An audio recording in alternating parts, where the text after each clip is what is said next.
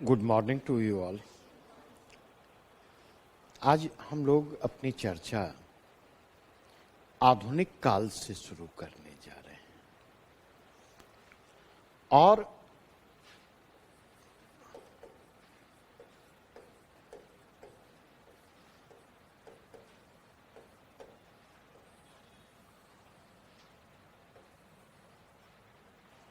जब हम आधुनिक काल की बात करते तो पहला प्रश्न हमारे मन में उठता है क्या?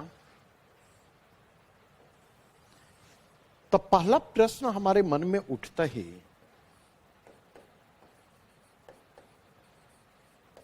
आधुनिक क्या है?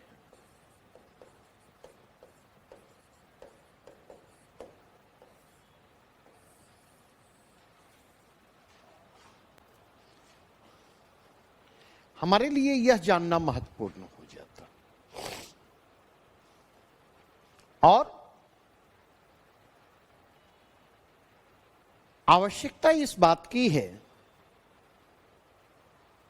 कि इस आधुनिक काल को किसके सापेक्ष रखकर देखा जाए।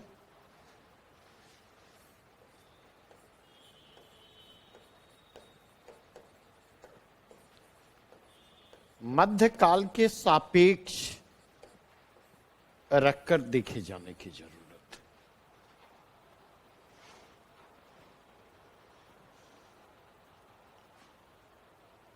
दूसरा प्रश्न उठता है कि आधुनिक काल की शुरुआत कहां से होती है?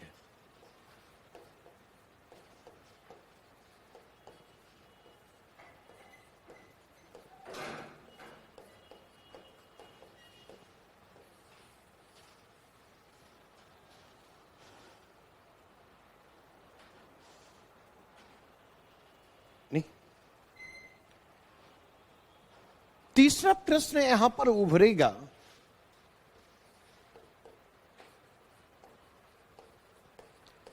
मध्यकाल से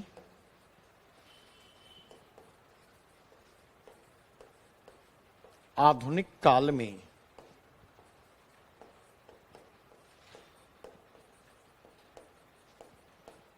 संक्रमण।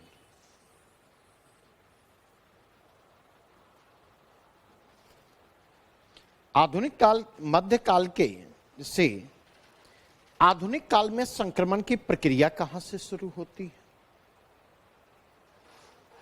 और मध्यकाल से आधुनिक काल में जो संक्रमण होता है उस संक्रमण में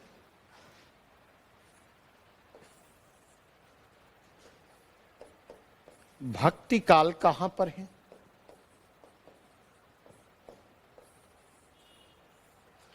उस संक्रमण में रीति काल कहां पर है? उस संक्रमण में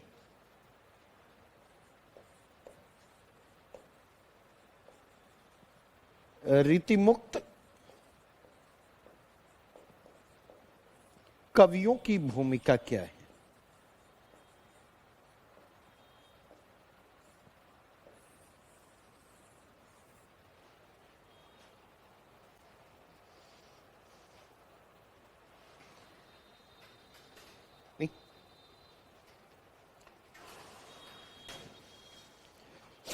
एक एक करके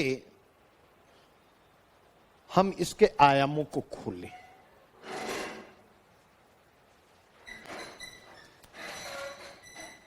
अब अगर आधुनिक काल में आधुनिक शब्द को देखें तो आधुनिक शब्द का संबंध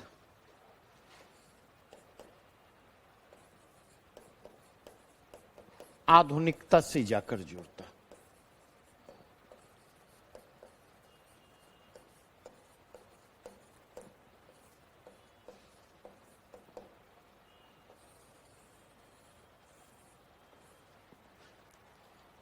आधुनिक शब्द आधुनिकता से संबद्ध है।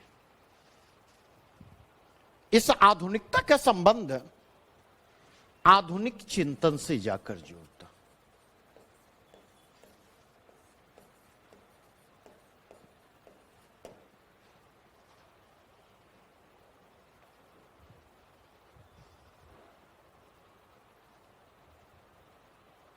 इसका संबंध कहीं न कहीं लेटर फेज में जाकर आधुनिक भावबोध से जाकर जुड़ता है।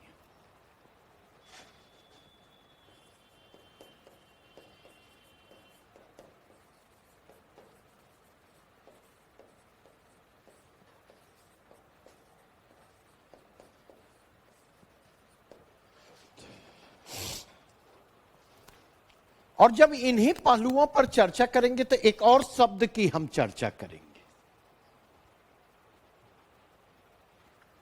ये जो आधुनिकता की हम बात करते,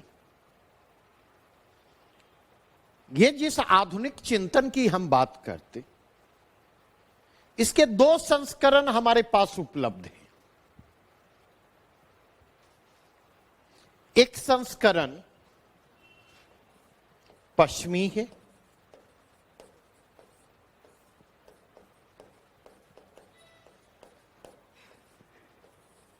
और दूसरा संस्करण जो है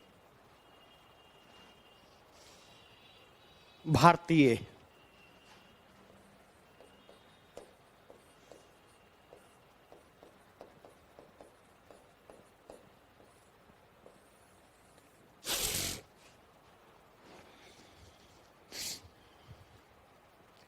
अगर मैं सही रिकॉल कर पा रहा हूं तो एकाधिक बार यहां से प्रश्न उठा करके पूछे गए।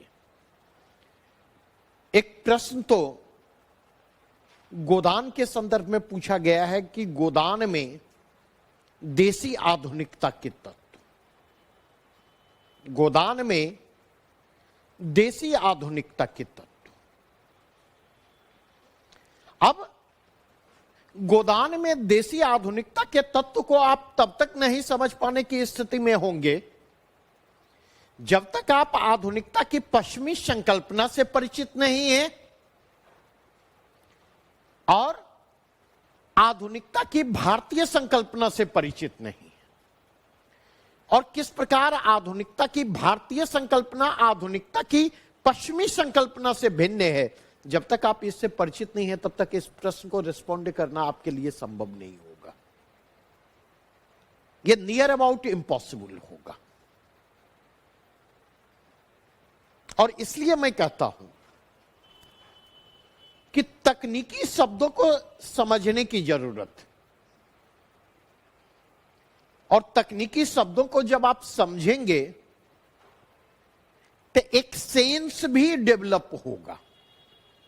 और जब वो सेंस डेवलप होगा तो हो सकता है ऐसे कोई टर्म एग्जामिनेशन हॉल में मौजूद हो जिस टर्म से आप परिचित ना हो, लेकिन उसके सेंस तक आप पहुंचने में कामयाब होंगे। अब वापस मैं लौटता हूं।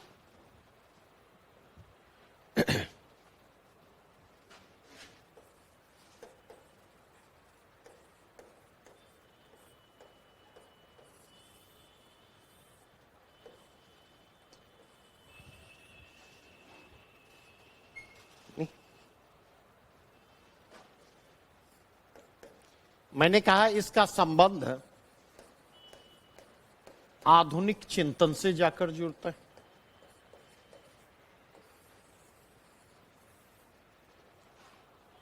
और यह आधुनिक चिंतन क्या है, इसको समझने के लिए आवश्यकता किस बात की है कि इसके लिए आवश्यकता इस बात की है कि मध्ययुगीन चिंतन को समझा जाए।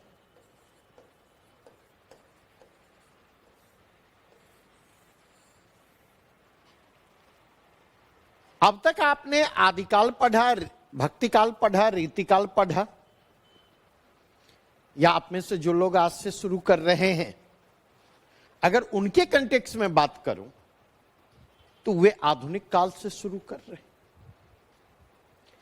आदिकाल पढ़ा हो, भक्तिकाल पढ़ा हो या रीतिकाल पढ़ा हो या आगे पढ़ेंगे, तो अगर आप देखें कि वहां का चिंतन जो है धर्म और ईश्वर केंद्रित चिंतन है।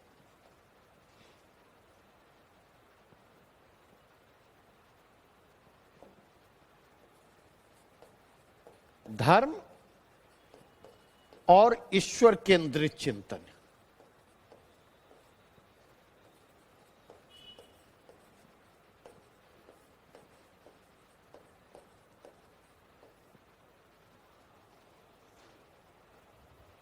क्यों धर्म और ईश्वर केंद्रित चिंतन है? मध्ययुगीन चिंतन धर्म और ईश्वर केंद्रित चिंतन क्या है? क्योंकि मध्य युग की मूल चिंता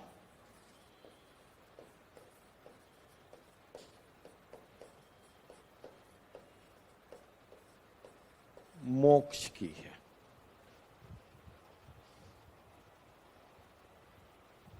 मोक्ष का मतलब आध्यात्मिक मुक्ति। मोक्ष का मतलब आध्यात्मिक मुक्ति। इसका मतलब जन्म और मरण के चक्र से मुक्ति।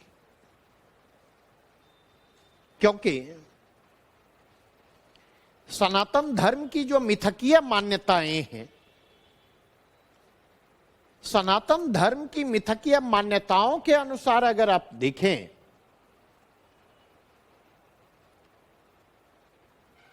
तो 84 लाख योनियां हैं और 84 लाख योनियों में 83,99,999 योनियों में भटकने के पश्चात मनुष्य की योनि में जन्म होता है। अगर आपने सत्कर्म किए तो आगे जीवन और मरण के चक्र से मुक्ति मिल जाएगी, अगर नहीं तो एक बार फिर पुनर्मुष्को भव योनि दर योनि से भटकना होगा।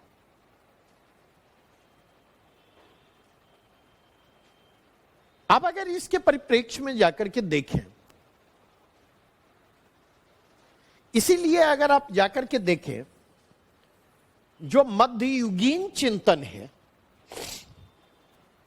वह इहलोक की बजाय किसकी बात करता?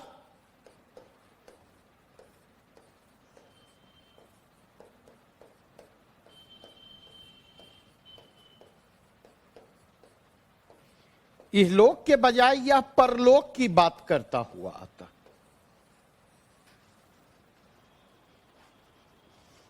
इहलोक क्या किसको कहेंगे? ये जो भौतिक जगत है, यह जो संसार है, जिस संसार में हम पैदा लेते हैं, मरते हैं, जिंदगी जीते हैं,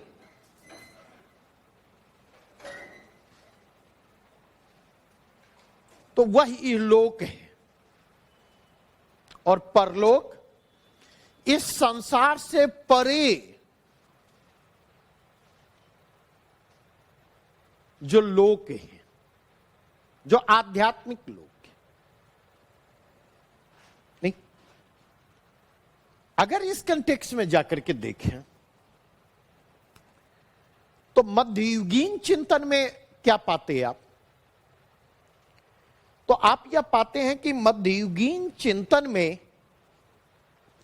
आस्था की प्रधानता दिखेगी।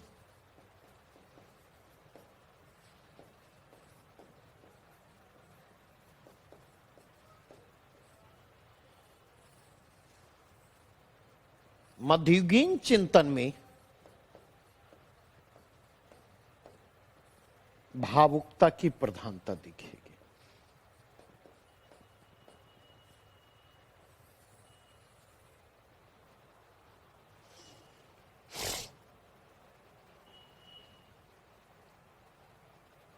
आस्था की प्रधानता आपको दिखेगी, भावुकता की प्रधानता आपको दिखेगी।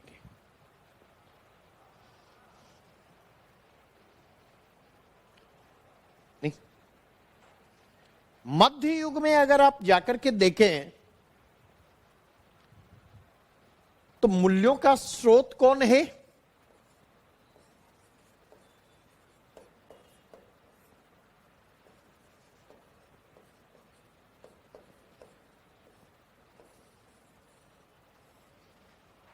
तो मध्य युग में मूल्यों के स्रोत के रूप में धर्म और धर्म ग्रंथ,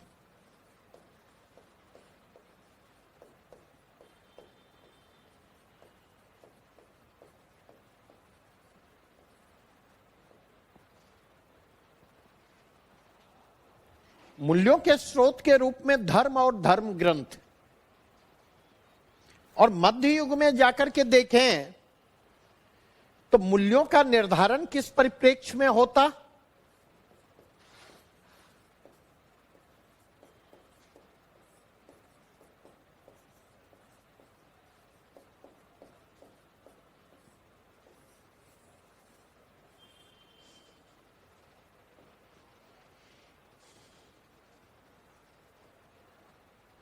मूल्यों का निर्धारण किस परिप्रेक्ष्य में होता?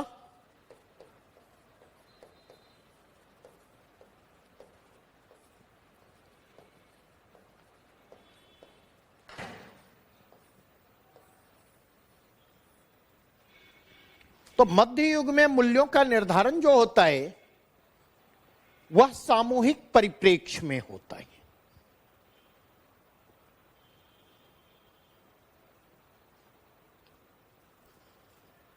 नहीं, अगर इसी के परिप्रेक्ष्य में हम देखें तो इसी के परिप्रेक्ष्य में जब हम मध्य युग की बात करते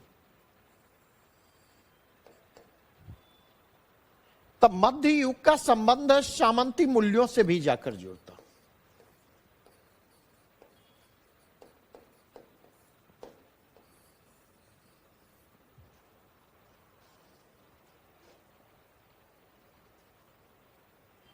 और मध्य युग का रुझान जो है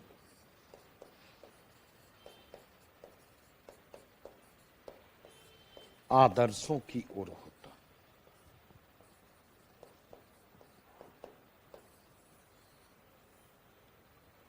फोकस अगर आप देखें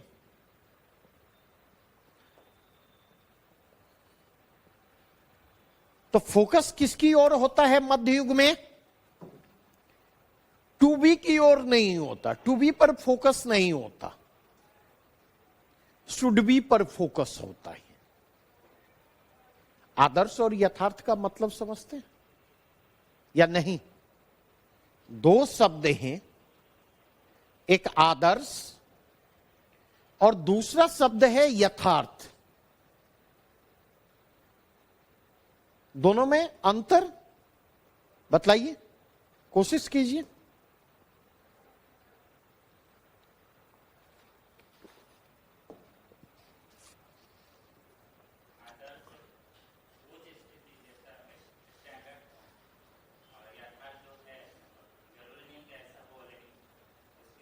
जरूरी नहीं है कि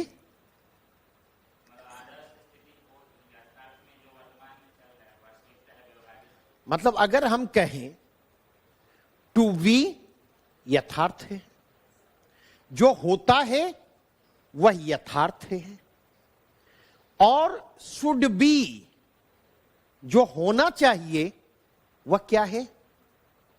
वह आदर्श है।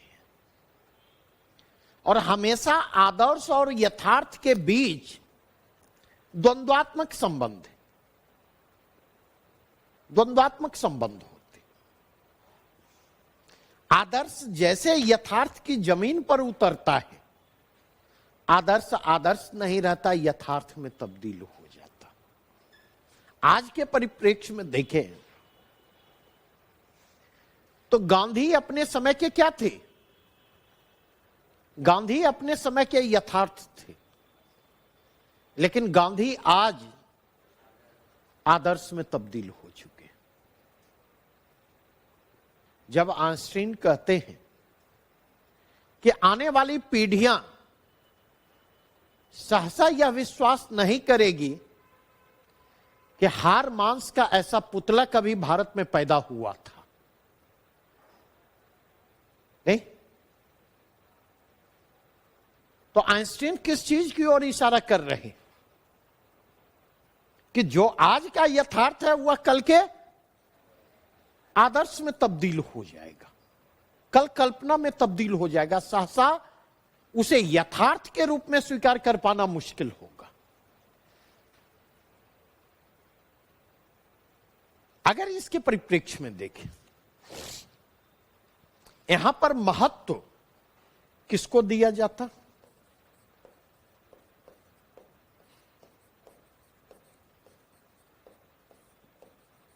समष्टि चेतना को।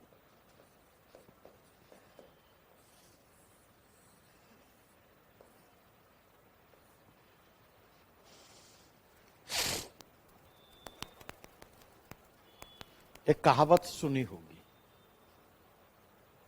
भार में जाए दुनिया, हम बजावे हारमोनिया। सुनी है?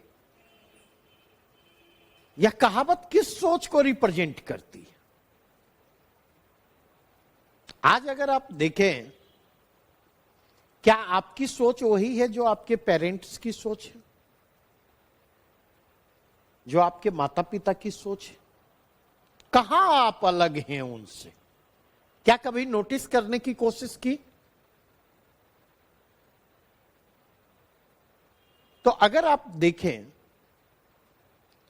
कि वे जितनी बातें आपके साथ करते, आपके सामने करते, कहीं ना कहीं समाज उनकी चिंताओं के केंद्र में मौजूद होता है।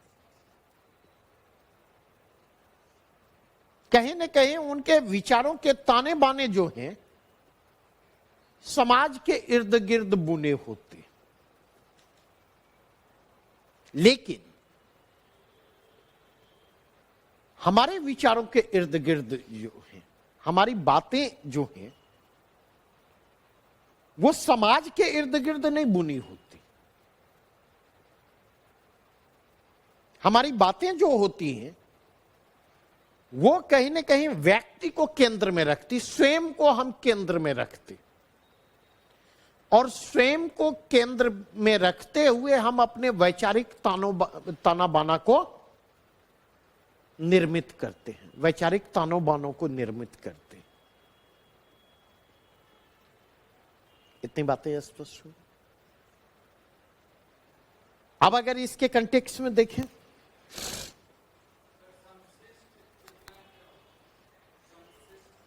अब थोड़ी सी संश्लिष्ट समष्टि चेतना, संश्लिष्ट चेतना नहीं है। संश्लिष्ट का अर्थ है जटिल, और समष्टि का अर्थ है समाज। इसको लिख लीजिए, क्योंकि ये शब्द बार बार आएंगे। मेरे कुछ पिट शब्दों में समष्टि और व्यष्टि शब्द भी है। समष्टि चेतना का मतलब सामाजिक चेतना, और व्यष्टि चेतना का मतलब वैयक्तिक चेतना।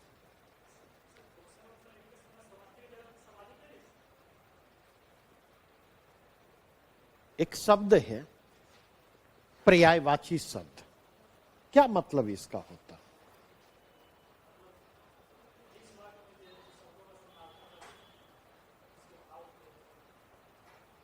उसके पक्का पूजा पाठ करते हैं? हाँ, नहीं करते।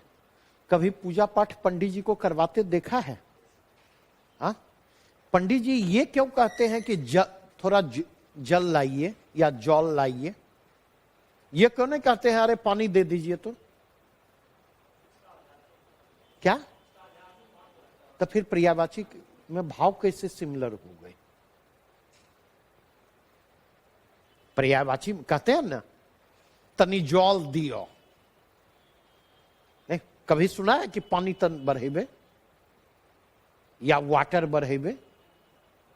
अब धीरे धीरे आने वाली पीढ़ी के पंडित जी कहेंगे, क्योंकि उनको पानी और जल का फर्क ही नहीं पता होगा, पता ही नहीं होगा।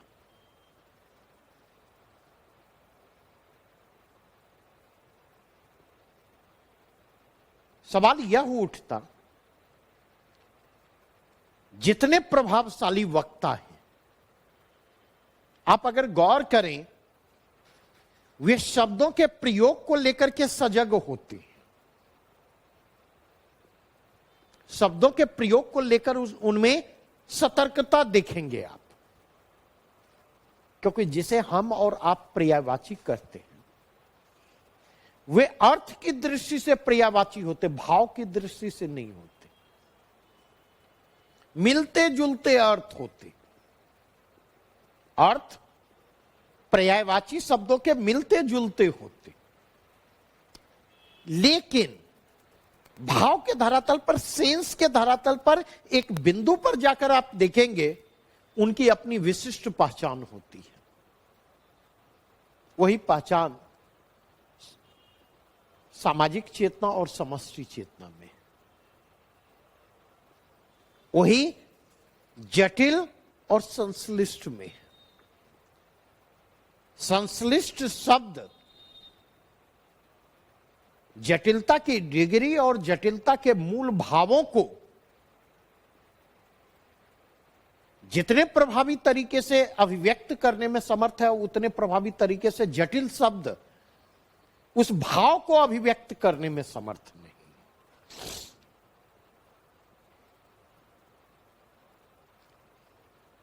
रही बात लिखने की, तो आप स्वतंत्र हैं।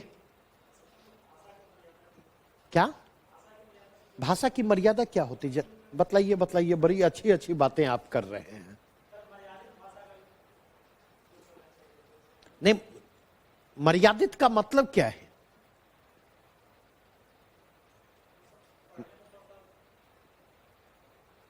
हाँ बोलिए, संकोच मत करो। अच्छा लगे मतलब?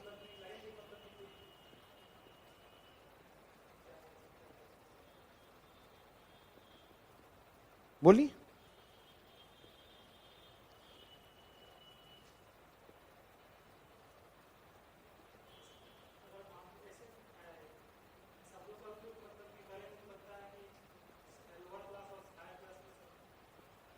आप देखिए, इतनी सारी बातें घुमा रहे हैं ना गोल गोल, कि मैं भी घूम जा रहा हूं। इसी बात को आप कह सकते थे कि सर मुझे लगता कि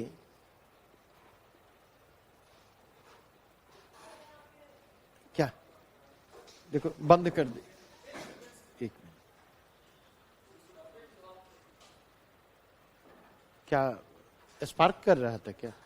अच्छा, हाँ। तो आप ये कह सकते थे कि सर भाषा थोड़ी आसान हो जाएगी।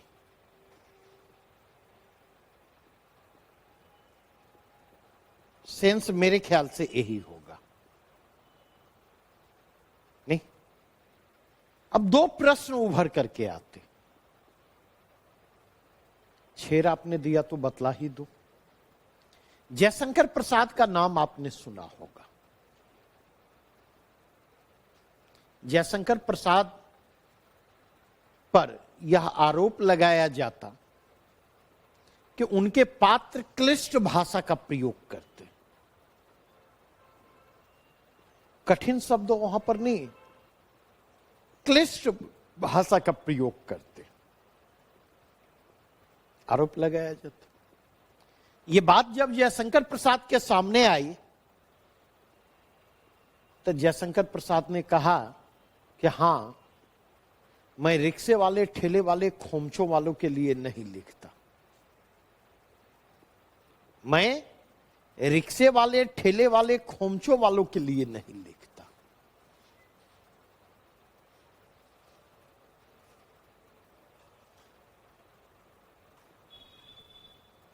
मेरा पाठक वर्ग सुरुचि संपन्न समाजी है, पढ़ा लिखा वर्ग मेरा लक्षित पाठक वर्ग है, और मैं उन्हीं के लिए लिखता हूं। कहने का तात्पर्य यह है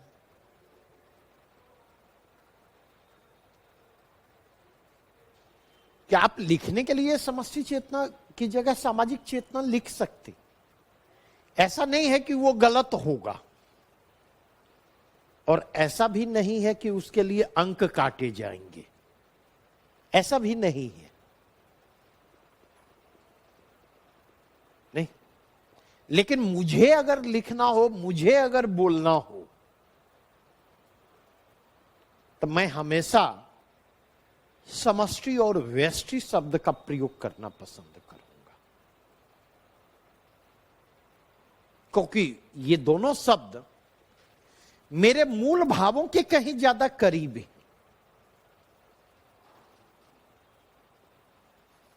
मेरे मूल भावों के कहीं ज्यादा करीब है। और कल भी मैंने एक बात की चर्चा की थी, हिंदी की यह विडंबना रही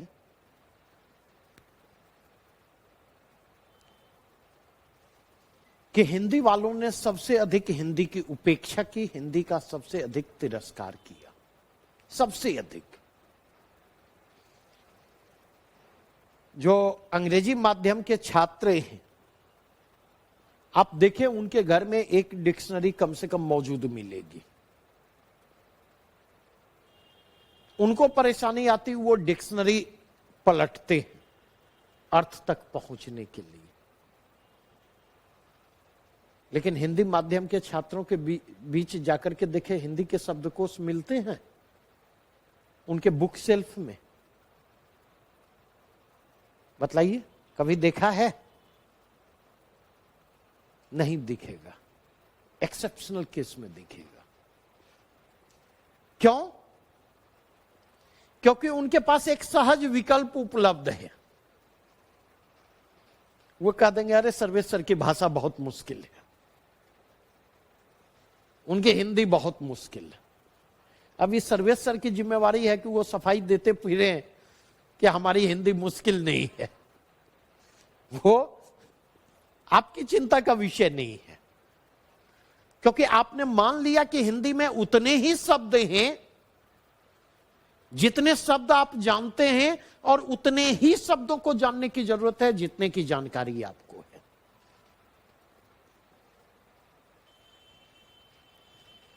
you have complete word power.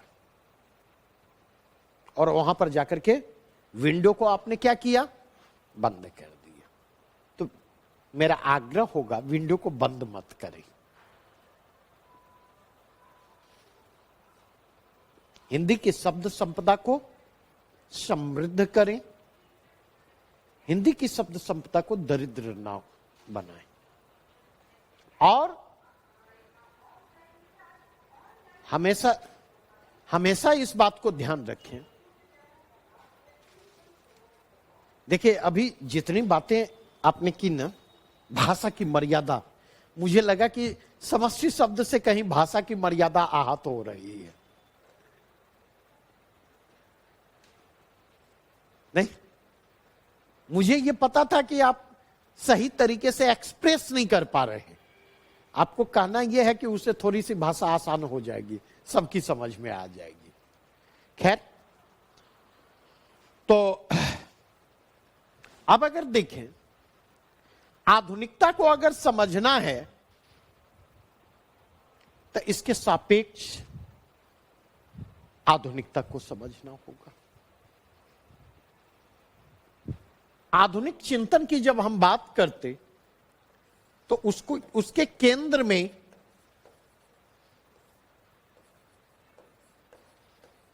मानव केंद्रित चिंतन है।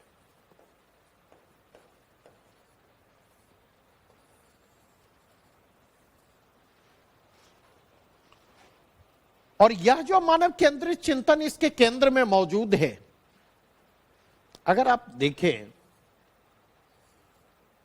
तो यह मानव केंद्रित चिंतन तर्क और बौद्धिकता को लेकर चलता। तर्क आस्था का स्थान लेती है, आस्था को रिप्लेस करता है, और बौद्धिकता भावुकता को रिप्लेस